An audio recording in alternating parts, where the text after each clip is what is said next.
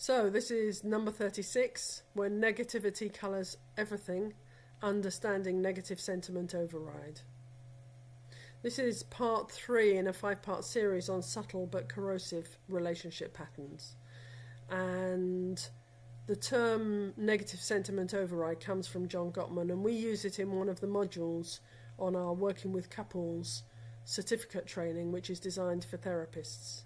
There are 6 modules, and the Couples in Conflict module talks about negative sentiment override. So, when negativity colours everything, understanding negative sentiment override. This piece grows out of the same clinical work that informed the earlier reflections in 34 and 35 in this series. As the couple I was working with began to name nitpicking and defensiveness, another layer became visible. Beneath those behaviours was a more pervasive emotional filter, shaping how one couple or one partner interpreted almost everything the other did. Once seen, it explained a huge deal. Relationship researcher John Gottman uses the term negative sentiment override to describe this phenomenon, and it refers to a state in which the negative feelings about the relationship or about one's partner become so dominant that they override the ability to register the positive. Kindness is dismissed, neutral behaviour is read as hostile, and mistakes are magnified. What is happening isn't simply pessimism, it's a shift in perception. For example, you might do something thoughtful, such as making your partner their favourite cup of tea. Instead of appreciation, you're met with suspicion. Why are you doing that now? Are you trying to make up for something? Or you suggest a compromise about weekend plans, and it's immediately interpreted as criticism or hidden judgment. The action itself is no longer evaluated on its own terms. It's filtered through an expectation of negativity. The action itself is no longer evaluated on its own terms.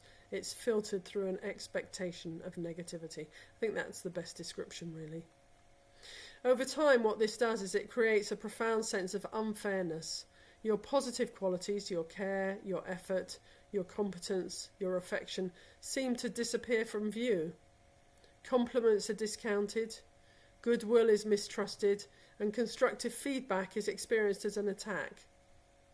Small disagreements escalate quickly because the emotional tone is already negative before the conversation has even begun. People outside the relationship often notice the imbalance and are surprised by how distorted the narrative has become. Living alongside negative sentiment override can be deeply destabilising. Like nitpicking and defensiveness, it draws you into a constant self-checking.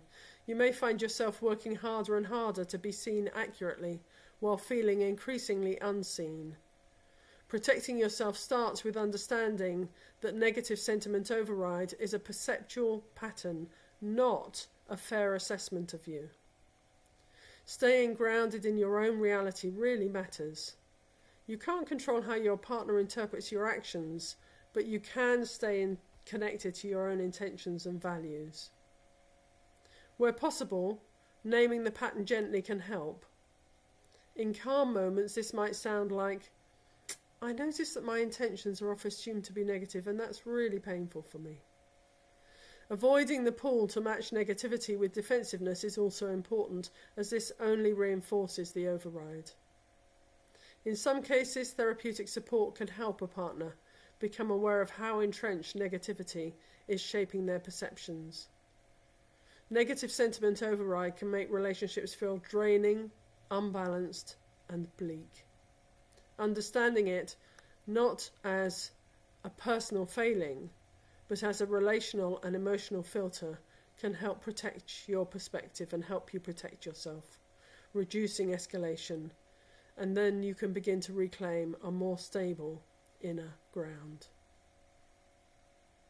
Thanks. Take care. Go well.